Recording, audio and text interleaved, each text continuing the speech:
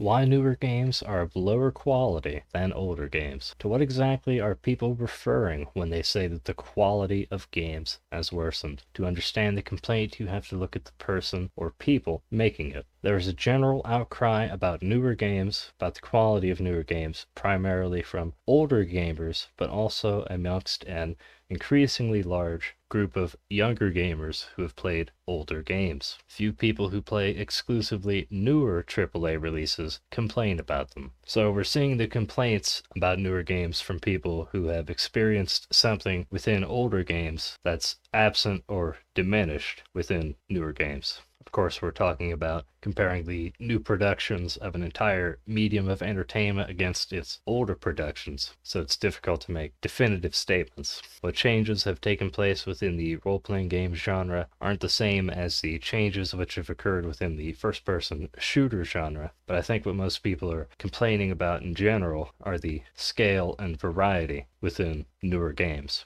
compared to older games. There are many old games the scale of which couldn't be replicated with current 3D graphics because the hardware demands would surpass what people could afford. If a gaming computer necessary to run a game costs more than, let's say, 10% of the minimum prevailing wage, then the price of the game is already too great for it to be saleable to the majority of the population. If a computer which costs 3 months worth of wages is needed to run a game, the prerequisite equipment to run the game is already too expensive for most consumers. Video games are not designed with expensive supercomputers in mind, and AAA games are dependent upon their high level of graphical detail to generate sales. AAA games don't rely upon their gameplay to generate sales, so the games are by design as small as the studio and publisher can get away with so that the game can run as smoothly as possible on lower end hardware. They don't try to make games as large as Daggerfall and as detailed as Red Dead Redemption 2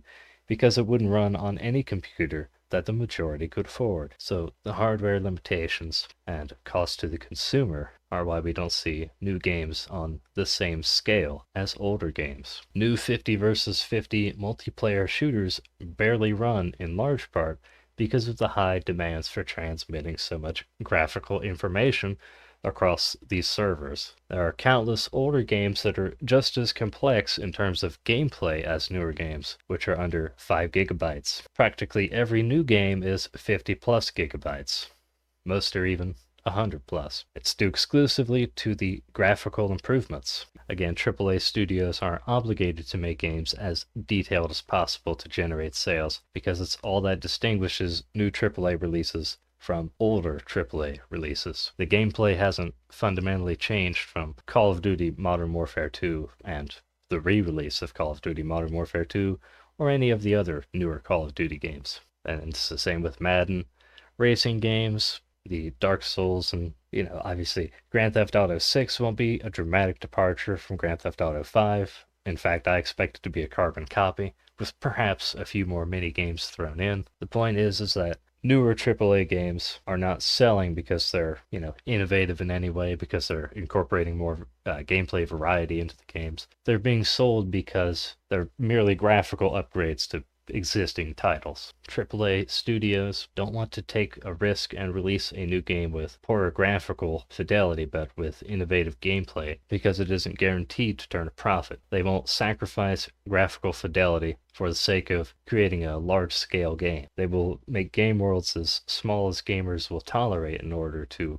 lessen the hardware demands for these extremely detailed, high-fidelity games. Games with large world spaces and relatively low graphical fidelity that also sell well and are developed by high-profile studios exist, but those exceptions are not without precedent. Nintendo and Bethesda are the best examples, and they were well established when the graphical fidelity of their games were almost on par with most other AAA games. Nintendo and Bethesda can get away with selling games with poorer graphics because they're well established and are known for delivering unique experiences. So other studios aren't trying to corner the open world role-playing game market that Bethesda has. They don't want to take a risk. And furthermore, they know that they can't develop a game like Bethesda's, like Fallout 4 or Fallout 3 or Skyrim or so on, with a higher level of graphical fidelity and have it run as well. They can't create a game as large as Skyrim with the graphical fidelity of God of War Ragnarok, so they won't even attempt it.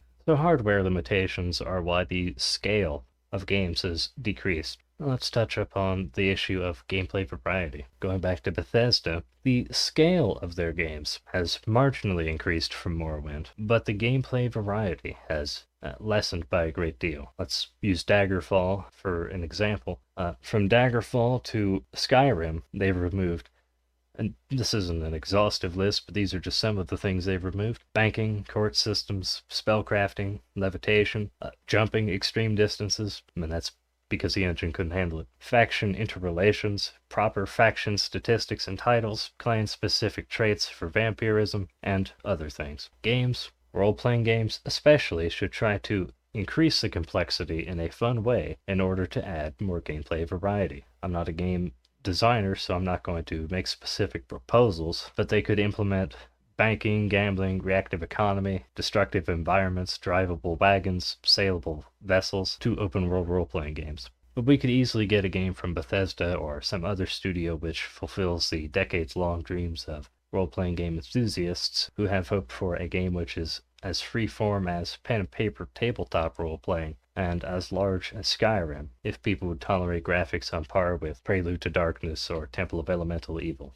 GTA 4 and 5 are also great examples of the decline of gameplay variety. Neither of these games have as much variety as Saints Row 1 or 2, or even as much as Grand Theft Auto San Andreas. Not going to get into it, you can look up all the various side activities in Saints Row 1 and 2, pair them with the various activities in GTA 4 and 5, and you'll see that Saints Row 2 has far more variety. I would actually say that Saints Row 2 has probably the most gameplay variety of any game that I'm aware of, probably that anyone's aware of. I think that Saints Row 2, if not Saints Row 1, but Saints Row 2 especially, has so much gameplay variety that it has something to appeal to practically anyone. If this person can enjoy video games, they'll probably enjoy something within Saints Row 2. I would say that if AAA studios want their new releases to have the same status within the minds of consumers who've played older games as those older games do, then they need to push boundaries and improve the scale of the game world and increase the variety of the gameplay. Stripping games of variety and offering a large world space or vice versa won't cut it for people who value both variety and scale over graphics. People who've played older games have typically grown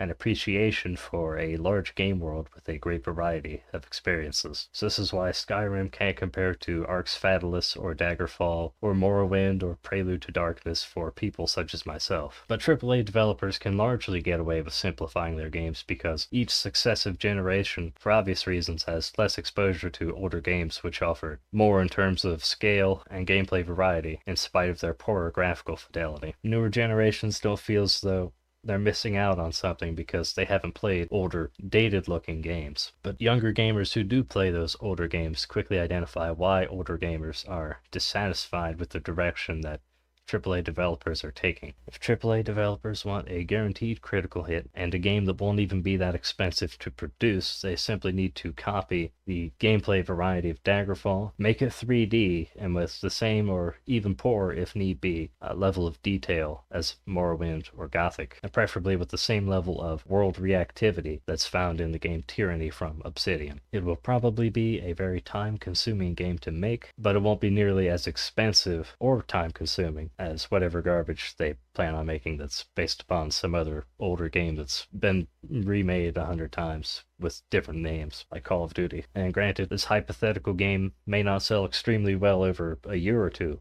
but it will be a critical hit, it will be extremely well received amongst RPG connoisseurs, and it will certainly sell well in the long run. On a final note, when you critique something, you need to avoid making vague statements like, "This game sucks." That only communicates your dissatisfaction with this particular game.